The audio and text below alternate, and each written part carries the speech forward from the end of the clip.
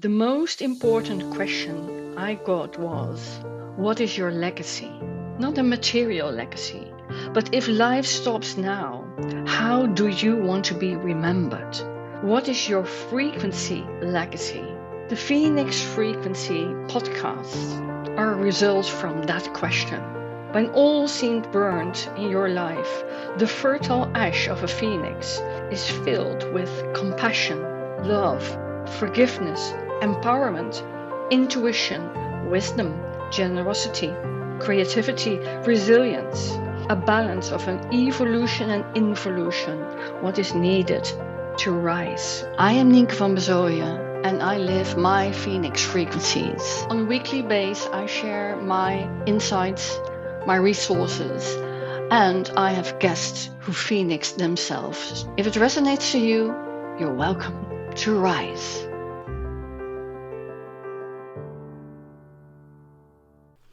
Welcome to the Phoenix Frequency.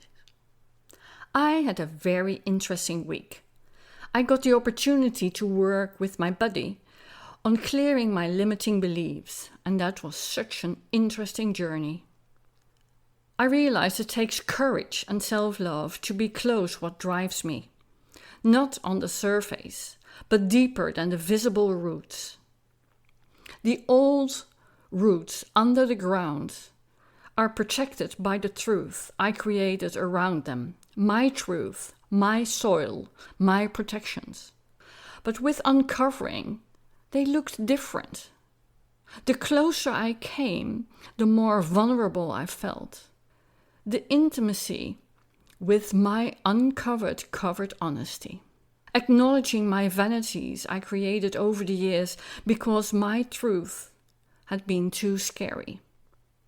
Do you recognize when you start uncovering, life will give you more and more curveballs to see how solid you really are? Call it what you want, serendipity, luck, Murphy's Law, opportunities to grow. It depends on your truth. A thick layer of soil I created over the years became loose sand. The vulnerable covered roots seemed strong branches in another form and shape. As a child, I felt like an alien in my family. I even questioned my parents at the age of 7 or so if I was their real daughter, longing to feel embedded where I couldn't find to fit in. Twice I had a boyfriend. I picked him probably because I recognized something, what showed later to be autism, like my brother and father. After a short term of seemingly acceptance, my boyfriend's mothers, they totally turned against me. In a similar pattern, they even had the same first name. I took their boys away, and I needed to be punished for that. And I just wanted to rescue them and make them independent. No wonder was no match. My husband's parents embraced me fully, and then my sister-in-law felt I took her little brother away from her, even he was already nearly 50. She wanted me to suffer and overpower, even after his death. It was her choice. I faced 3 bossy bosses until I became my own boss. I had multiple business partners who searched for self-confidence in me. The only one who lasted didn't need me for her confidence. She searched for connection. And twice I attended a webinar this week. I was confronted by the style they were given in. And that was exactly the style I ran away from in London.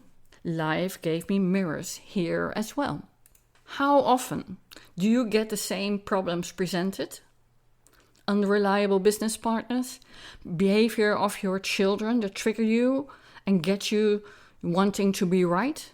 How are you repeating yourself in life? Fighting injustice? Fighting to get your right? Are you othering, blaming? Or do you take the victim role? Or are you like me, extend to my limit and then leave, disappear? From what box can you listen? Also a neutral one? A self-honest one? Without always and nevers as a self-protection pattern? Give it a shot. Find your roots. I went a full day to my neighbor city to visit an exhibition I wanted to see. I brought my camera to see the unexpected. What I got was a mirror to face a part of my past. Totally unexpected, I bumped into my old sister-in-law from my first marriage. 30 years disappeared, and I could see her in the now. We always got along. Where I divorced, she stayed in her own boundaries. We had a cup of tea and caught up in 30 minutes. I heard the perspectives around situations I had my truth around. New windows opened, and I'm very grateful we met again. Both of us were way too independent and powerful to fit in the family that was run by insecurity. We both found our ways.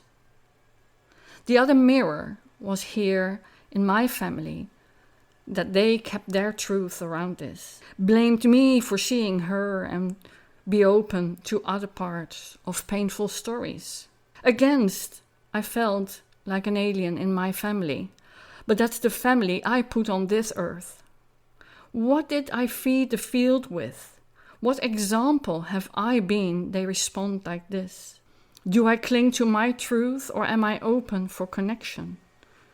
Connection with my freed roots.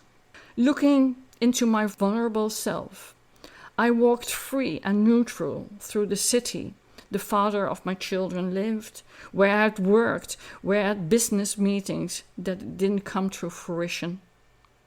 But I felt free and open to the beauty, overcame my limiting belief that it could be too heavy. I climbed up the top of the church tower. I looked over the city and I could just see the beauty. I no longer felt the painful past. I recreated the soil in a ceramic workshop this week too, forming the solid clay into refined bowls. I had to prepare the clay and faced I couldn't. My body said no. I reached for connection and the workshop leader helped me to move on. She helped me to prepare. And I was able to let go of my proving vanity. I will do it myself. With the clay, my hands started to create a new reality. Was it creating art? Was it daring to connect with the creator in me? To let occur what wanted to become? I created 3 bowls.